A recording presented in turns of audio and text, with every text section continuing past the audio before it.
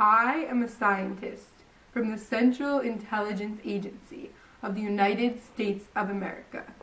We are running a series of experiments called Project MK Ultra. But shh, it's top secret, so don't tell anyone. What we're doing is we're giving people drugs, we're hypnotizing people, and we're doing stuff to their brain so that we will be able to control their minds. Because if we can control people's minds, then the United States will definitely win the Cold War. Is it ethical to be giving people drugs without their consent? Probably not. But do I look like I care? Mwahaha, mwahaha, mwahaha. I'm about to put LSD in the water. Hey Frank, why don't you come have a glass of water, old chap?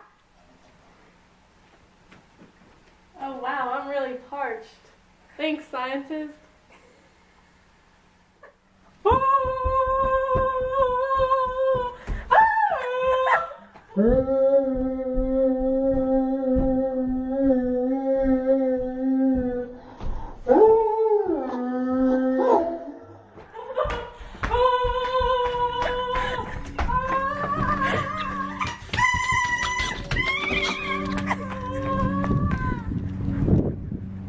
Test results number 1.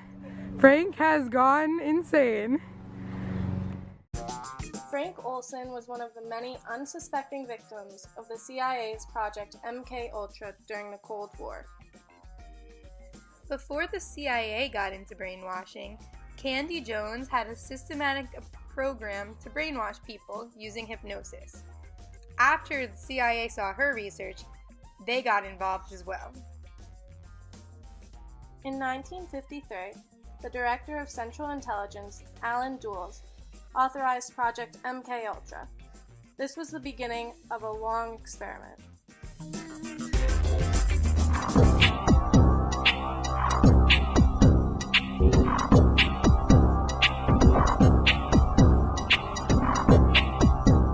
In trying to understand psychological warfare and in trying to understand the American approach to the post-war efforts to control people's minds, both as individuals and on a mass scale, there's a lot of illusions about how that was done.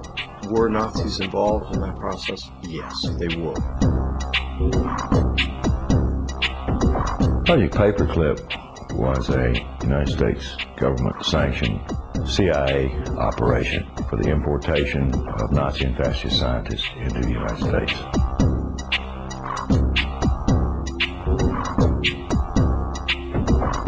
Their statement was simply this: if we don't bring these people into this country and contain them, then our enemies, the Soviet Union, will get them.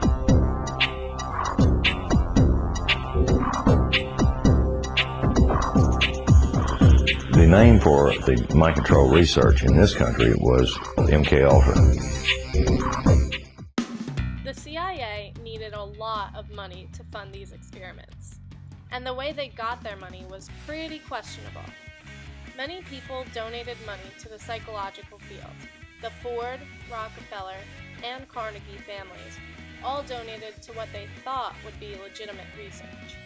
In addition, 700 other donors gave over $10,000 to fund work in psychological fields.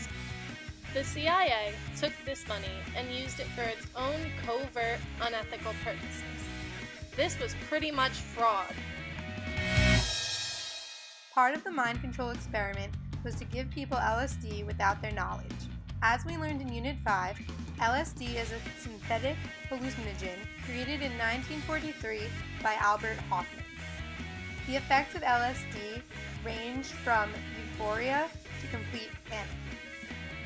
After giving people LSD, the CIA would measure their responses to the drug to see if they could give LSD to their enemies, to make their enemies reveal information and ultimately lose the Cold War. Hypnosis is a social interaction in which one person, the hypnotist, suggest to another, the subject, that certain perceptions, feelings, thoughts, or behaviors will spontaneously occur. It is still not entirely known exactly what happens during hypnosis, but as our textbook explains, there are a couple of explanations. First, some psychologists believe that it is just the power of social influence. It is just taking everyday behavior to an extreme. Ernest Hilgard, one of the leading researchers in hypnosis, believes in divided consciousness or dissociation.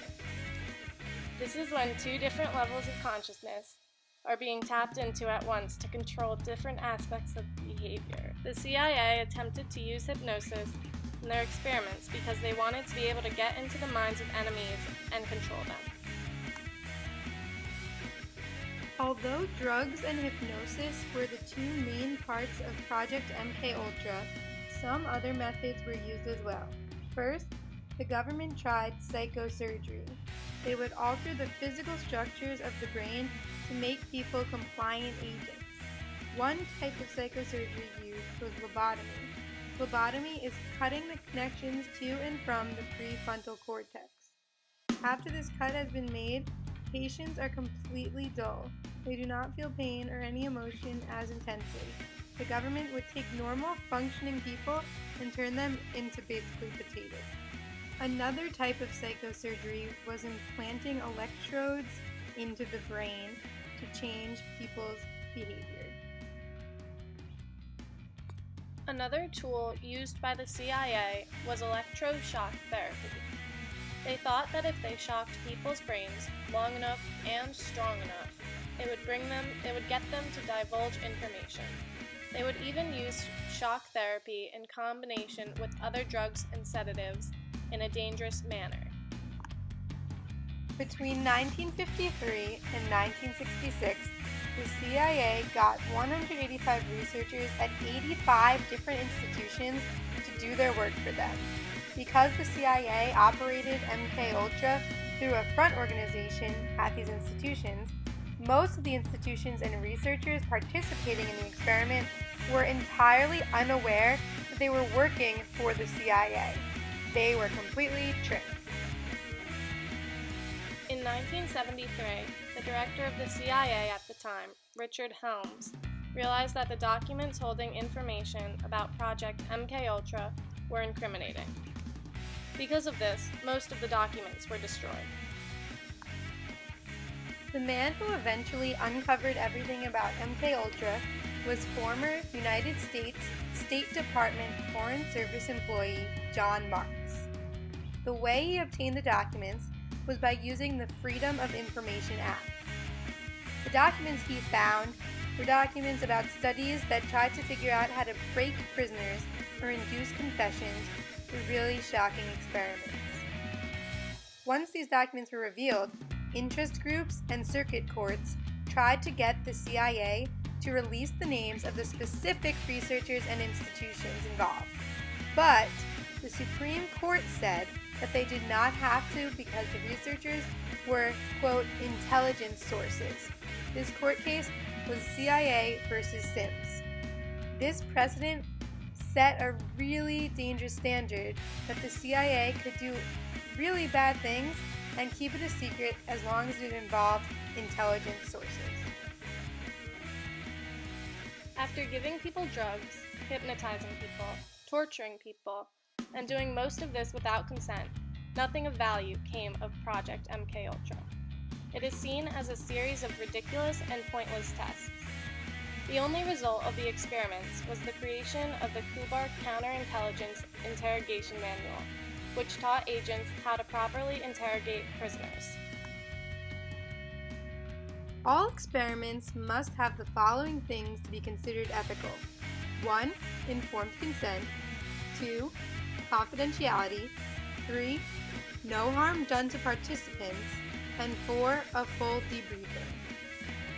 Project MKUltra would not be considered ethical because it only had one of the 4 necessary ingredients. There was no informed consent whatsoever. Some of the participants were CIA agents and had a little bit of knowledge of what was going on, but most were just a part of the general public who were never informed of what was going to happen to them, and no one ever consented to the experiment. Michael Kaplan of the Huffington Post explains the informed consent problems. After discovering the horrors of Nazi medical experimentation, the United States devised the Nuremberg Code, which specifically forbade testing without informed consent. But just as the Cold War made America employ Nazi scientists, it also made Nazi morality more acceptable. Thus, they were allowed to break their own code because the CIA wanted to win the Cold War. The only thing the CIA got right on ethics was confidentiality. They kept pretty much everything a secret. Some information about specific participants came out later, like the Frank Olson story, but only because the families chose to speak out or because courts ordered the release of information.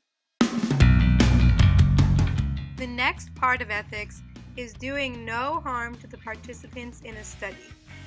Well, this is where the CIA failed the most. The experiments were designed to cause harm. The CIA wanted people to go insane and experience the negative side effects of drugs. The entire purpose of the project was to find a new form of warfare, and the only thing that came out of the experiment was a manual on how to do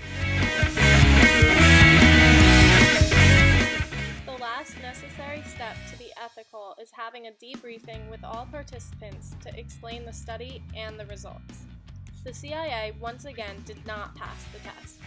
They didn't even attempt to find the participants and explain the true nature of the study, and even though we now know why the US government conducted the studies, the results of the studies still have not been released decades later. Just as history always repeats itself, Project MKUltra was not the only time that the US government used the general public as human test subjects. Bill Clinton gave a formal apology for another time the US government acted unethically and tested human beings when using radiation. Our national memory. Thousands of government-sponsored experiments did take place at hospitals, universities, and military bases around our nation. The goal was to understand the effects of radiation exposure on the human body.